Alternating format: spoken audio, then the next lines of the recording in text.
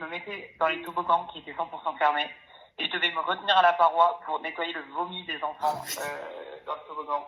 C'est affreux. Ok, je vous ai demandé de me raconter votre pire job d'été. Avant qu'on commence, je vous raconte le mien. En vrai, j'ai fait beaucoup de jobs d'été et j'hésite entre eux quand je bossais dans des salons et qu'il y avait des youtubeurs qui essayaient de choper des mineurs. Ça, c'était quand même pas mal. Et sinon, c'est quand j'étais dog-sitter, je gardais pas mal de chiens chez moi.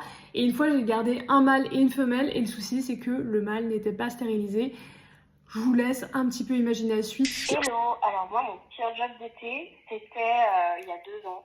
C'était à l'Institut des Poux de Paris. Elle nous forçait à, faire des traitements contre les poux pour les gens qui en avaient pas. On devait mentir, littéralement, ils nous demandaient de mentir et de prétendre que les gens avaient des poux alors qu'ils n'en avaient pas. Là, je bossais dans un parc de jeux intérieurs pour les enfants. Je devais gérer entre 10 et 15 enfants de différents âges.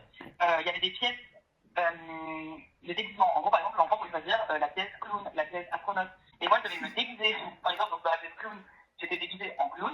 Et j'étais toute seule à devoir gérer 15 gosses pendant toute l'après-midi. Les gosses étaient souvent abominables.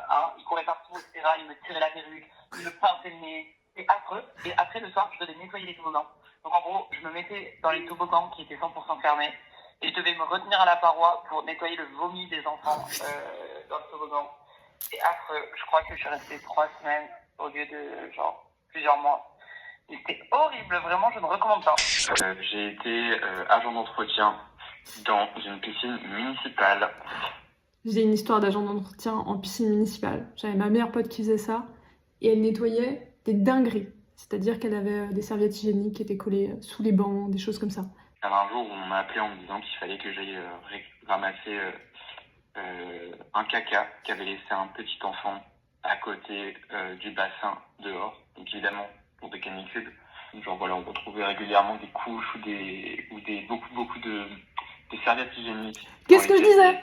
Les gens traînaient des trucs et franchement, je m'en rendais pas compte avant. C'est abusé. Mais parfois, il y en a vraiment qui se comportent vraiment de manière abusée. Le pire job d'été, alors c'est pas le pire job en soi, parce que en fait il était même carrément cool, j'étais livreur de pizza. Sauf qu'à la fin du mois, je calcule mes heures. Je dis mais frère, je t'ai fait une 50aine d'heures, tu me dois je sais pas combien d'heures. Enfin, paye-moi frère. Et elle me dit, de toute façon tu vas faire quoi? Tu vas pas porter plainte, tu payes au black. Et du coup, de là s'enchaîne une sorte de mini-guerre où on va savoir qui va baiser qui en premier. Et sauf que moi je suis tailleur, faut pas me baiser. Du coup j'ai pris la voiture et je suis passé 8 fois sur le même radar, il était juste à côté de nous.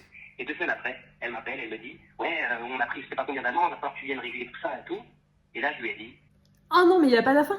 Il n'y a pas la fin. Genre que cette personne se dénonce en commentaire et qu'on connaisse la fin de cette histoire parce que là je veux trop savoir.